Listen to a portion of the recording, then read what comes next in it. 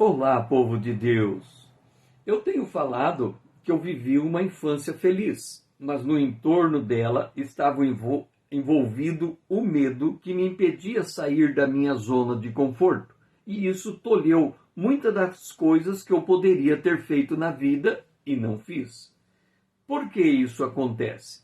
O apóstolo Paulo, aos Romanos, no capítulo 7, ele diz assim: porque o pecado, prevalecendo-se do mandamento, pelo mesmo mandamento me enganou e me matou.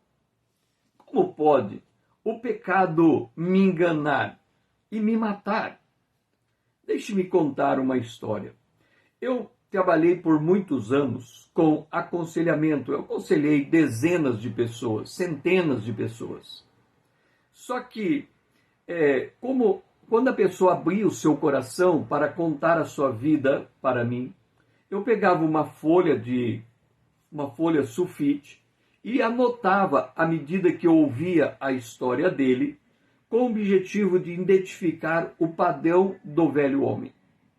Mas acontece que as pessoas contavam coisas tão íntimas da vida dela que eu não fiquei com nenhuma folha de anotação. Então, logo eu terminava a minha iniciação, eu rasgava aquela folha que eu anotava, até para mostrar para essa pessoa que estava sendo liberta de que, de fato, o passado dele estava sendo apagado, inclusive pela folha rasgada.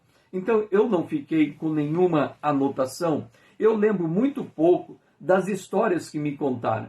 Isso até é uma proteção, porque se uma pessoa conta uma história da sua vida, eu não posso ficar contando para o outro a história que eu ouvi. Então, as histórias se perderam no tempo. Mas teve uma história que ela me marcou e eu não me esqueci. E nessa história mostra como é que o velho homem pode enganar um indivíduo. Eu estava conversando com uma pessoa, essa pessoa estava presa, porque, entre outras coisas, parece que ela tinha ou matado alguém ou tentado matar alguém. Ele era um menor infrator e estava preso. E aí eu perguntei para ele: você se lembra de alguma coisa do seu passado? E ele disse: sim, eu me lembro. E ele contou a seguinte história: eu me lembro que eu estava tomando banho no rio que cortava a estrada com minha irmã, minha mãe e o meu primo. Eu olhei para ele e disse: como assim um rio que corta a estrada? Nenhum rio corta a estrada, porque a estrada é feita depois que o rio já existia. Então há uma ponte.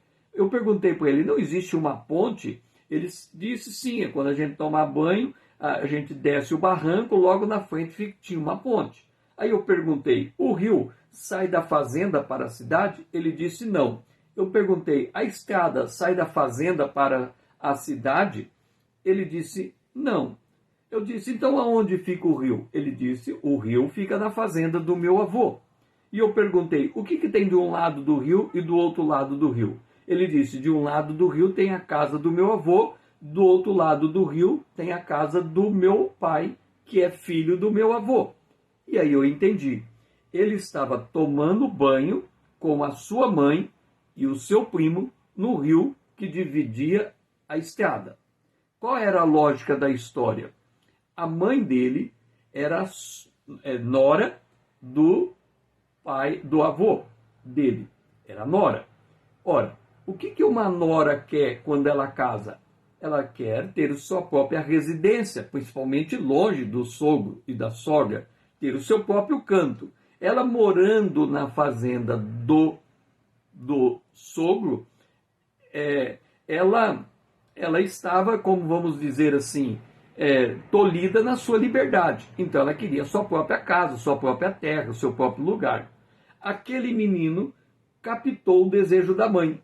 E o desejo da mãe se tornou a motivação da sua vida. Qual era a motivação da sua vida? A felicidade só vem se as pessoas forem separadas. Ele precisava separar o pai do avô para que a mãe pudesse ter sua própria casa. Veja só, é uma cena.